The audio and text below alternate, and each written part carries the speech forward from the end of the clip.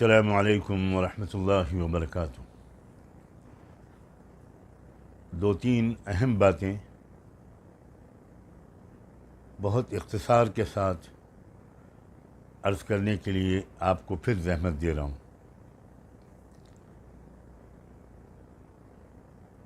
پہلی بات تو یہ کہ کل میں نے مہاراشٹر کے انتخابات کے سلسلے میں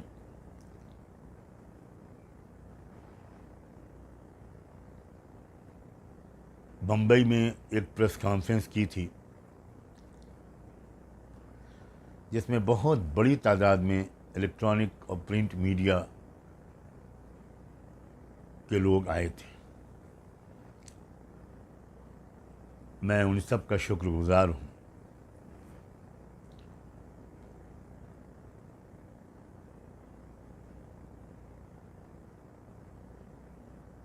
وہاں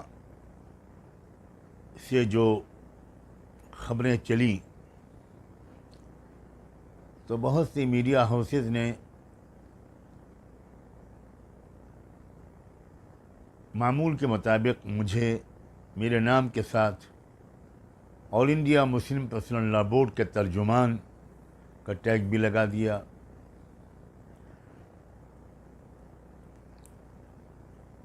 یہاں تک کہ بعض لوگوں نے کہا کہ یہ گویا پریس کانفرنس مسلم پرسنل لا بورڈ کے موقف کی ترجمانی کے لیے بلائی گئی ہے۔ میں بار بار اپنے میڈیا کے لوگوں سے یہ بتاتا رہتا ہوں اور ان کو یاد دلاتا رہتا ہوں کہ میں جو کچھ بھی کہہ رہا ہوں، کر رہا ہوں، اپنی ذاتی حیثیت اور کیپیسٹی سے کہہ رہا ہوں اور کر رہا ہوں۔ مسلم پرسنل لا بورڈ سے تو اس کا کوئی دور دور کا تعلق نہیں۔ میں یہ بھی وضاحت کرتا ہوں کہ مسلم پرسنل لا بورڈ کا الیکٹورل سیاست سے کوئی تعلق نہیں ہے۔ اس کا دائرہ کار بہت محدود ہے اور میں بھی اسی کے حق میں ہوں کہ اس کا دائرہ کار محدود ہی رہے۔ تو ہمارے جو ساتھی اس پریس کانفرنس کو ماڈریٹ کر رہے تھے، ان سے یہ گزارش کر دی گئی تھی کہ آپ شروع میں اس بات کی وضاحت کر دیں کہ مولانا سجاد نعمانی صاحب اس وقت آپ سے جو کچھ کہیں گے وہ اپنی انڈیویجول کیپیسٹی میں کہیں گے۔ ہم چند لوگوں نے باہم مشورہ کر کے مہاراشٹر کے الیکشن کے بارے میں ایک حکمت عملی طے کی ہے، وہ آپ کے سامنے پیش کریں گے۔ مسلم پرسنل لا بورڈ سے یا کسی اور مذہبی تنظیم سے اس کا کوئی تعلق نہیں ہے، مگر سوء اتفاق کے ہمارے وہ ساتھی شاید وہ بات صراحتاً کہنا بھول گئے اور بعض میڈیا چینلوں نے، ہاؤسز نے میرے نام کے ساتھ پرسنل لا بورڈ لگا دیا۔ میں اس وقت اس وضاحت کے لیے حاضر ہوا ہوں کہ وہ جو کچھ بھی کل کی پریس کانفرنس میں کہا گیا ہے اس کا پرسنل لا بورڈ سے کوئی تعلق نہیں۔ امید ہے کہ یہ بات واضح ہو گئی ہوگی اور آئندہ بھی اگر ہمارے کچھ جرنلسٹ دوست اس کو سن لیں تو ذرا مہربانی کر کے اس کا خیال رکھیں۔ دوسری بات جس کی میں آج وضاحت کرنا چاہتا ہوں کہ کچھ میڈیا چینلز نے میری اس کاوش کو، جس کے ذریعے میں نے کوشش کی کہ 1 مہینے کی شب و روز کی محنت و تحقیق کے بعد مہاراشٹر جو یو پی کے بعد سب سے بڑا صوبہ ہے اور بعض پہلوؤں سے سب سے اہم صوبہ ہے، اس کی ایک ایک اسمبلی کی سیٹ کی نوعیت، وہاں امیدواروں کے بارے میں تفصیلات، وہاں کے اصحاب رائے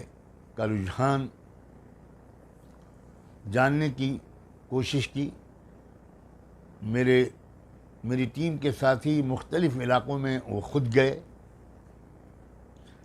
کچھ اضلاع میں میرا خود بھی جانا ہوا، بہت سے علاقوں کے وفود میرے پاس آئے، اور بہرحال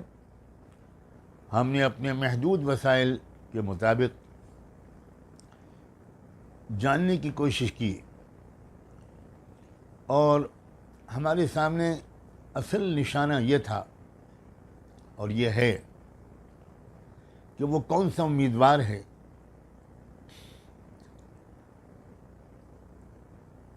جو موجودہ فسطائی حکومت فاشسٹ سرکار سے مہاراشٹر کو اور پھر اس کے نتیجے میں ملک کو چھٹکارا دلا سکتا ہے۔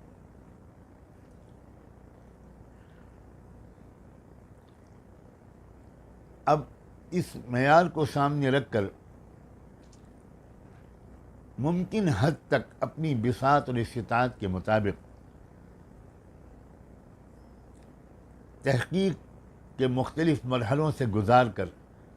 ہم لوگوں نے ایک لسٹ تیار کی، اور پریس کانفرنس میں اس لسٹ کو ہم نے میڈیا کے ذریعے مہاراشٹر کے ووٹروں کے سامنے رکھنے کی کوشش کی۔ ظاہر ہے کہ جو موجودہ سماجی حالات ہیں اس میں ہمارے اخلاقی شرعی معیار کے مطابق تو شاید ہی کوئی امیدوار پورا اتر سکے۔ ہم کو دیکھنا یہ ہوتا ہے کہ یہ جو گروہ آر ایس ایس کی گودوں میں پلا ہوا اقتدار پر قابض ہے، اور جس کا یقینی منصوبہ ہے دستور کو بدل دینا اور مسلمانوں کو، اقلیتوں کو، دلتوں کو، دیگر کمزور طبقات کو دستوری حقوق سے محروم کر دینا، اس امیدوار کو شکست دینے کی پوزیشن میں کون ہے؟ ہمیں کئی بار ایسے امیدوار کی بھی تائید کرنی پڑی عام حالات میں جس کی تائید کرنا مناسب نہیں تھا، لیکن سارے باشعور باخبر حضرات زمینی حقیقتوں سے واقف ہیں، جن کی تفصیل اس وقت میں بیان کرنا ممکن اور مناسب نہیں سمجھتا۔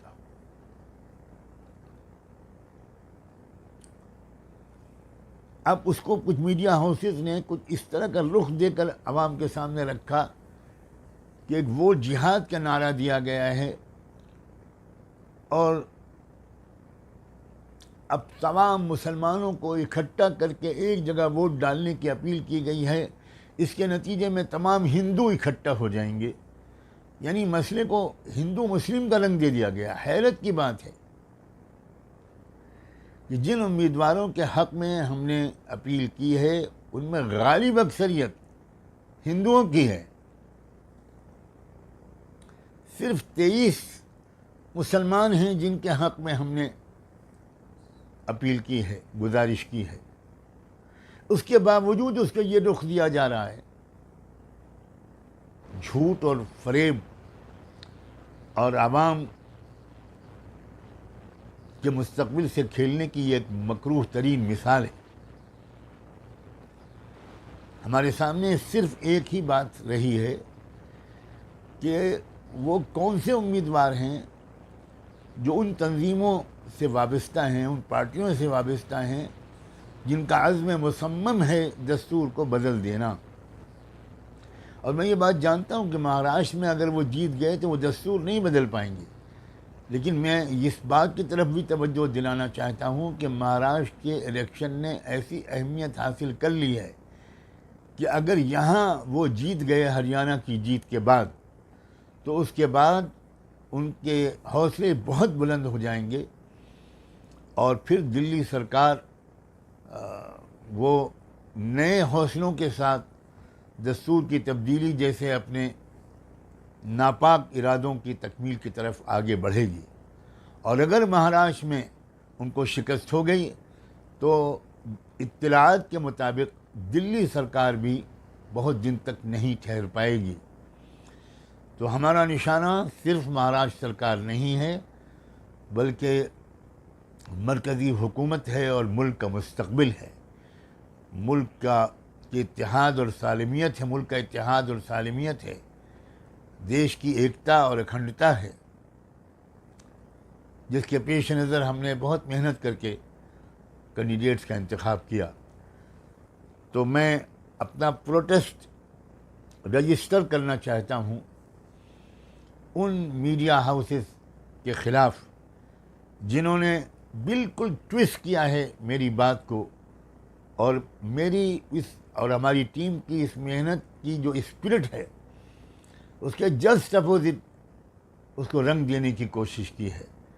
ہم چاہتے ہیں کہ ملک میں سیکولرزم مضبوط رہے،